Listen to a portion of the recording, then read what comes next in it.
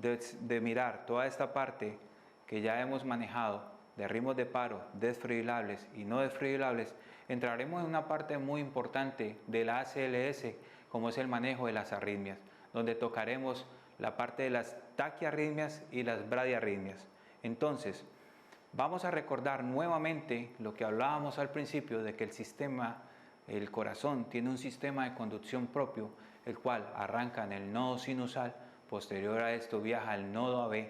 En este nodo AB hay algo muy importante y es que hay una pausa fisiológica de 0.12 a 0.20 segundos, lo cual me determina, como lo vamos a ver más adelante, el complejo PR, que nos sirve mucho, el intervalo PR, perdón, que nos va a servir mucho para determinar a qué bradiarritmia o qué bloqueo AB nos estamos enfrentando.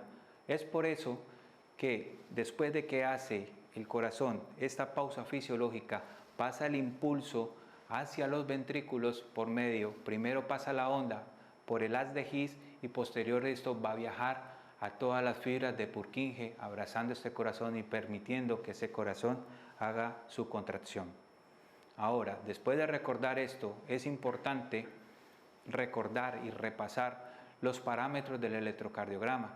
Recordemos que el electrocardiograma está, digámoslo, dividido, ¿sí?, en un papel milimetrado, en donde cada cuadro pequeñito equivale a 0.4 segundos y 5 cuadros pequeños que van a formar un cuadro grande equivale a 0.20 segundos.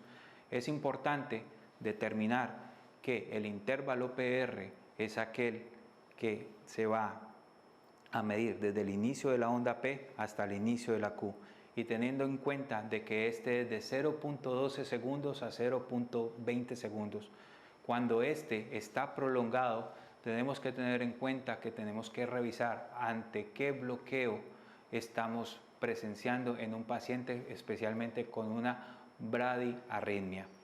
Okay. Después de repasar esta parte, continuamos y vamos a clasificar las arritmias. Las arritmias tienen un origen, que son supraventriculares, o sea, las que se generan encima de los ventrículos, que se van a originar en las aurículas, en el nodo sinusal, y las ventriculares, que son las que se van a originar en los ventrículos, y también se van a, digámoslo así, se van a clasificar también en lo que es la frecuencia cardíaca. Tenemos las rápidas, las taquicardias, que su frecuencia debe ser mayor a 100 latidos por minuto, pero ojo, cuando hablamos de una taquicardia, del manejo del ACLS que requiere un manejo más avanzado, son las taquicardias que superan los 150 latidos por minuto, que son las que me pueden generar sintomatología en el paciente, porque como podemos recordar, yo puedo tener una frecuencia cardíaca de 110 o 120 al momento de hacer un tipo de actividad, al momento de inclusive estar con un patrón infeccioso y tengo fiebre, mi frecuencia cardíaca puede variar. Eso es importante que lo tengan en cuenta. Y lo otro es que podemos tener frecuencias cardíacas lentas, que esas las vamos a determinar como bradicardias, que la frecuencia cardíaca está establecida por debajo de 60, pero también hay que tener en cuenta que para que un paciente genere sintomatología debe ser debajo de 50 latidos por minuto, teniendo en cuenta que este paciente no use beta bloqueadores y no sea un deportista de alto rendimiento. Después de que repasamos toda esta parte, ¿cómo debemos de examinar o cómo debemos nosotros seguir unos parámetros al mirar un trazado electrocardiográfico? Lo recordamos en esta parte de arritmias para que vayan entrando en materia de cómo yo voy mirando este electrocardiograma y determino qué arritmia tiene mi paciente. ¿Por qué? Debo de mirar si hay onda P. Como lo veíamos al principio, si las aurículas se despolarizan, yo voy a tener presencia de onda P en mi electrocardiograma. Luego voy a mirar que esté seguido de un QRS para mirar la despolarización de los ventrículos, y después va a haber una onda T, que esa es la que me va a marcar que tengo una repolarización ventricular. Debemos de mirar siempre el segmento o el intervalo PR para determinar si tengo un bloqueo o no, y tengo que mirar si los RR son regulares. La distancia entre onda R y onda R deben de ser siempre regulares para determinar que estoy hasta un ritmo sinusal. Y debemos de mirar la frecuencia cardíaca y tengo que mirar si el complejo QRS es ancho o es un complejo QRS estrecho. Recordando que el complejo QRS ancho, debe de ser mayor de 120, ¿sí?, milisegundos o 0.12 segundos, y los estrechos son menores a esta medida. Aquí podemos observar un electrocardiograma normal, donde observamos hay una onda P, complejo QRS, una onda T, seguido nuevamente onda P, QRS, onda T. Podemos mirar que los RR son completamente regulares y por lo tanto tenemos una frecuencia cardíaca normal, estamos ante un electrocardiograma normal. Las bradicardias debemos de tener en cuenta que podemos tener la sinusal y podemos tener los bloqueos AB. Los bloqueos AB, el de primer grado, es aquel donde yo tengo un PR prolongado mayor de 0.20 segundos, y el de segundo grado vamos a dividirlo.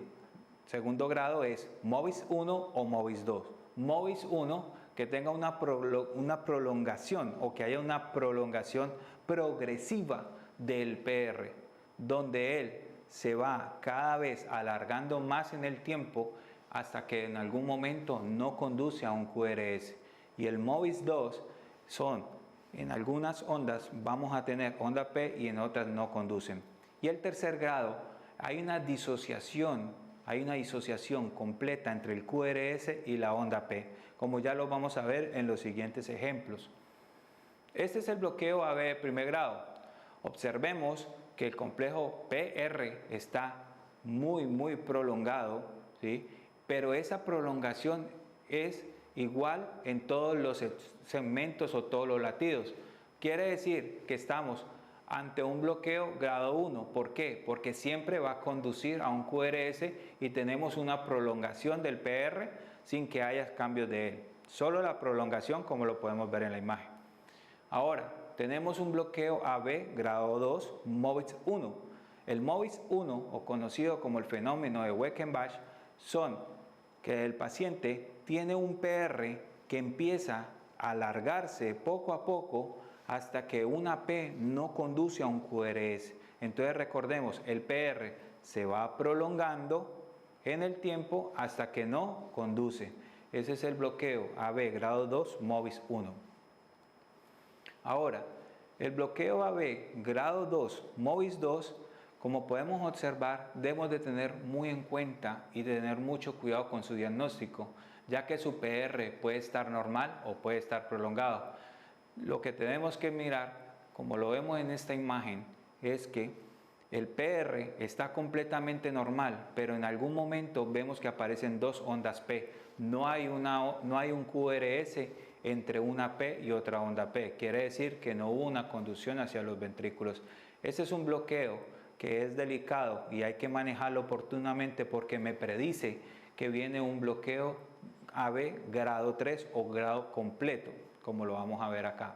Este es el bloqueo AB de tercer grado, donde podemos ver completamente que tenemos los ventrículos viajan a su frecuencia y las aurículas viajan a su frecuencia.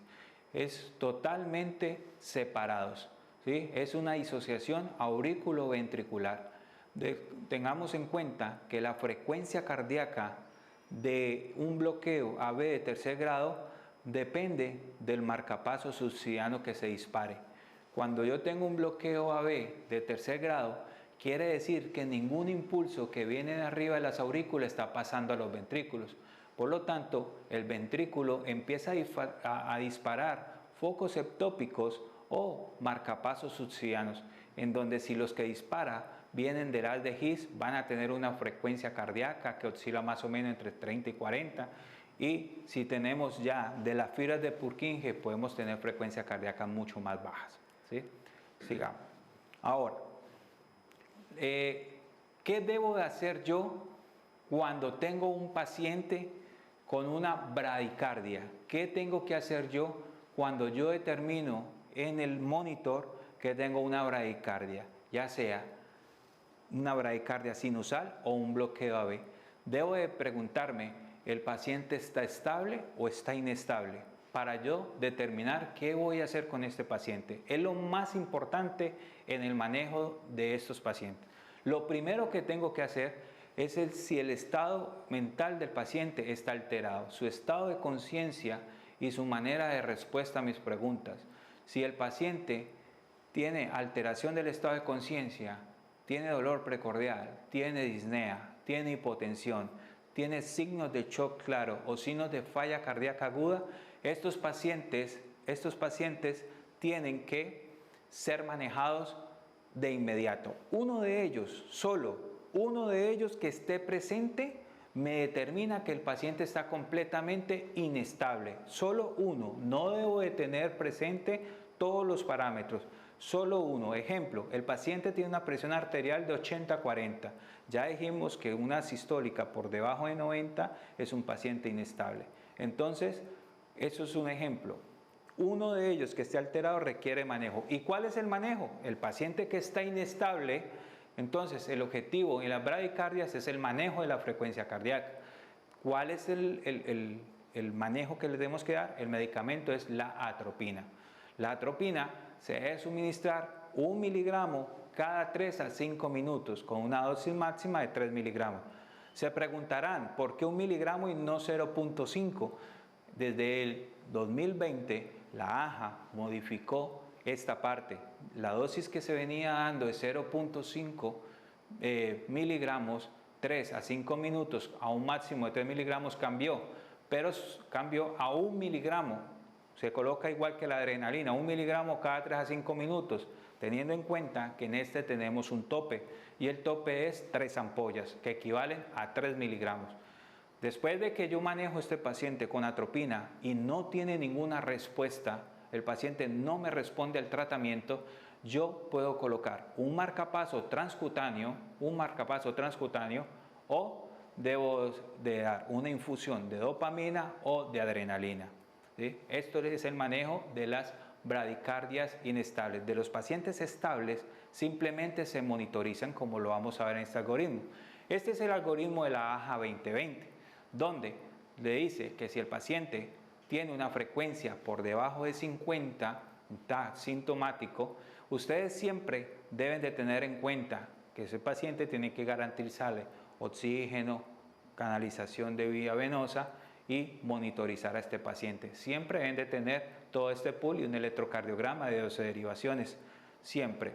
Ahora, deben de empezar a determinar cuáles son las causas que este paciente lo está llevando a esta bradicardia. Ahora, como podemos ver, tiene síntomas de inestabilidad. Tenemos que tener en cuenta que yo inicio mis líquidos endovenosos, tengo todo mi soporte general, inicio mi soporte general de oxígeno, de toda la parte de líquidos endovenosos, todo eso. Si el paciente no tiene una respuesta, porque yo puedo tener un paciente hipotenso y al suministrarle los líquidos le mejoro esa parte fisiológica a nuestro paciente, su estado hemodinámico va a cambiar y el paciente va a estar mejor. Pero si yo hago esto y el paciente aún sigue inestable y tiene alguna de los parámetros que yo le di, alteración de la conciencia, hipotensión, persiste con alguno de ellos, si es así, coloquen. Si no es así, simplemente observen al paciente. Si ya el paciente mejoró o el paciente está asintomático o está estable, obsérvenlo. Pero si el paciente continúa inestable, entonces deben de suministrar la atropina, 1 miligramo cada 3 a 5 minutos a una dosis de 3 ampollas máximo. Y posterior a esto, podemos suministrar la dopamina o la epinefrina. Posterior a esto, ya si el paciente continúa en mal estado, hay que considerar un experto en esta materia y además esos pacientes deben de ir a implantación de un marcapaso. Ahora que ya hablamos de la parte de las bradiarritmias, entramos a manejar todo lo que son las taquiarritmias, las taquicardias. Recordemos que las taquicardias las vamos a determinar o las que son de complejos anchos o las que son de complejos estrechos. Anchos, cuando yo mido un QRS y este mide mayor a 0.12 segundos. Ellos son las taquicardias ventriculares, que los iguales podemos tener monomorfas y polimorfas. ¿Recuerdan que los vimos en el anterior algoritmo de ritmos de paro desfibrilable? Pues sí, estos ritmos también están en el paciente que está con pulso. Es por eso que tenemos que tener siempre la certeza si el paciente tiene o no tiene pulso, ya que su manejo va a cambiar. Entonces, tenemos las monomorfas y la polimorfa. Y si tenemos los complejos estrechos, que son un QRS por debajo de 12 segundos, entonces vamos a tener una fibrilación auricular, flutter, taquicardia supraventricular o la taquicardia sinusal, como los vamos a ver en los siguientes ejemplos. Entonces, como podemos ver aquí, tenemos una taquicardia supraventricular. ¿Cómo la distinguimos? Como podemos ver, son complejos completamente estrechos, tenemos una frecuencia rápida, ¿sí? Y son ritmos y son RRs completamente regulares, ¿sí? Esta es una taquicardia clara supraventricular. La fibrilación auricular podemos, digamos, distinguirla del ritmo anterior, ya que en esta vamos a tener RRs que son variables. Vamos a reemplazar las ondas P, las vamos a reemplazar por ondas F o ondas de fibrilación, ¿sí? Como lo podemos ver, no son ondas P claras, sino que son ondas de fibrilación. Por lo tanto, está la fibrilación auricular. Entonces, un paciente con ausencia de onda P, que no son P, sino que son más bien ondas F, y tiene un RR variable, lo primero que debemos de pensar es en una fibrilación auricular. El otro ritmo que tenemos como taquicardias supraventriculares son el flutter. El flutter tiene una característica. Uno son las ondas en dientes de sierra o dientes de tiburón, lo llaman en otras literaturas, pero deben de tener en cuenta que lo diferenciamos del ritmo anterior porque tiene un RR completamente regular. El RR no es variable, es completamente regular. Aquí podemos recordar la taquicardia ventricular monomorfa, como podemos ver, tiene una sola forma, es completamente regular y lo que más debemos de tener en la cabeza, el complejo es ancho. ¿Sí? Aquí podemos ver también una taquicardia ventricular, pero esta es polimorfa, tiene varias formas, su despolarización cambia constantemente, pero como pueden ver es completamente ancho su QRS. Ahora, ¿cómo manejo yo estos pacientes? ¿Cómo se manejan estas taquiarritmias? Entonces, recordamos que en la bradicardia decíamos que hay que mirar si está estable o inestable, en las taquicardias también. Y nos hacemos las mismas preguntas. ¿Hay una alteración de su estado mental o de su estado de conciencia? ¿Hay un dolor en el pecho? ¿El paciente tiene disnea? ¿Tiene dificultad para respirar? ¿Está hipotenso? ¿Tiene signos de shock o tiene signos de falla cardíaca aguda? Esos pacientes inmediatamente los clasifico como paciente totalmente inestable. Y lo primero que tengo que hacer con estos pacientes es la cardioversión inmediata. A estos pacientes hay que pasarle electricidad al corazón, pero tienen que tener en cuenta que no se hace de modo de desfibrilación. Solo hay un ritmo que sea con paro o sin paro cardíaco, o sea que tenga o no tenga pulso, de que lleva descarga de fibrilación, como ya se los voy a explicar ahora, es la taquicardia ventricular polimorfa. Entonces, ¿cómo debo hacer una cardioversión? Entonces, acá les muestro esta tabla de cómo debo pasar la energía. Pero lo primero que tengo que tener en cuenta al hacer una cardioversión, uno, recuerde que el paciente puede estar consciente, recuerde que el paciente puede estar hipotenso, pero está consciente de lo que está pasando, puede tener el dolor en el pecho, dificultad de respirar, pero su estado mental puede estar normal. Entonces, háblele claro al paciente y explíquele que usted le va a pasar energía y tiene que explicarle muy bien eso, porque si usted no lo explica, el paciente, uno, no sabe lo que le están haciendo y segundo, va a sentir demasiado dolor. Entonces, debe de preparar al paciente. ¿Cómo lo debe de preparar? Hay que darle pseudoanalgesia a este paciente. ¿Cómo puede ser esto? Morfina y midazolam. Tengan en cuenta el manejo del midazolam y de la morfina en los pacientes que estén muy inestables o con hipotensión. Ahora, mucho cuidado con esto. ¿Cuánto debo de suministrar de descarga? Las guías AHA 2020 cambió en su algoritmo la parte de cuánto debo de colocar. Dicen que toda la descarga por encima de 100 es equivalente a una buena cardioversión. Sin embargo, siguen haciendo énfasis en que los pacientes con taquicardia de complejo estrecho y que sean regular se pueden suministrar de 50 a 100 joules. Es por eso que yo les traigo esta tabla. Cuando ustedes tengan un ritmo que sea estrecho y sea regular, como sería la taquicardia supraventricular que les mostré al principio, eso usted le van a dar una cardioversión de 50 a 100 joules, ¿sí? Y si el ritmo es estrecho y es irregular, como la fibrilación auricular, su descarga de cardioversión es de 120 a 200 joules. Ahora, si es ancho y es regular, como la taquicardia ventricular monomorfa, pueden suministrar 100 joules. Y el otro es, si es ancho y es irregular, ojo con lo que yo les decía antes, si es estrecho y es irregular, es la taquicardia ventricular polimorfa, ¿sí?, que requiere dosis de defibrilación. Ahora, ¿qué deben de tener en cuenta? Que estas cardioversiones, los ritmos que hay que cardiovertir se hacen en modo sincrónico.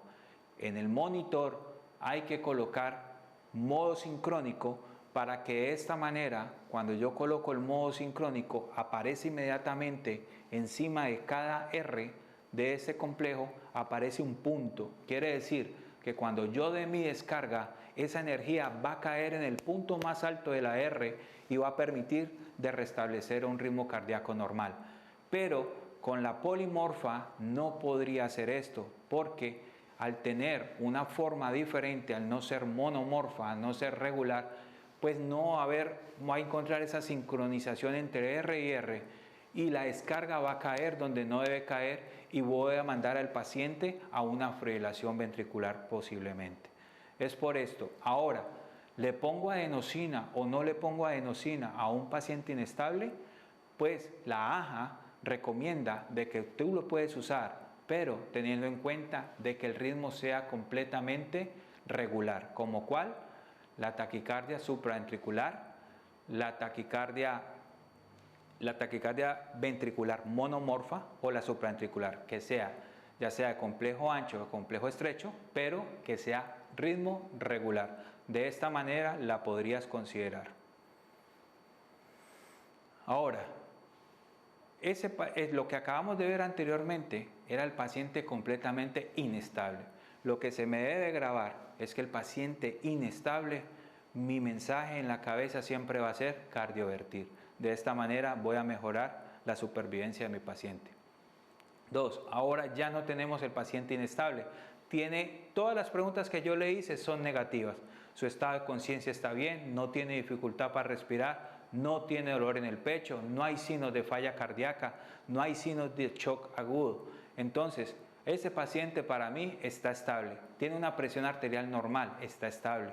Entonces, ¿qué hago? Si está estable, ¿qué hago? Pero tiene una frecuencia cardíaca de 180. ¿Qué debo hacer? Entonces, lo que debes de hacer es tomar tu electrocardiograma y mirar el complejo QRS. Si el complejo QRS es estrecho, que equivale a 0.12 segundos, quiere decir que ahí vamos a tener un manejo. ¿Cuál? Por ejemplo, las maniobras vagales. Una maniobra vagal importante para realizar es algo que se viene usando a nivel mundial y es la que tiene muy buenos resultados y la AJA lo apoya. ¿Cuál es? Se llama la maniobra de Valsalva modificada y es muy sencillo hacerla. Tomas una jeringa de 10 centímetros, sientas a tu paciente, le dices que empiece a soplar la jeringa, ¿sí?, a expulsar el émbolo de la jeringa durante 15 segundos. Cuando el paciente ya lleva esa expiración esforzada, ¿sí?, completamente, en 15 segundos acuestas el paciente y le sube las piernas.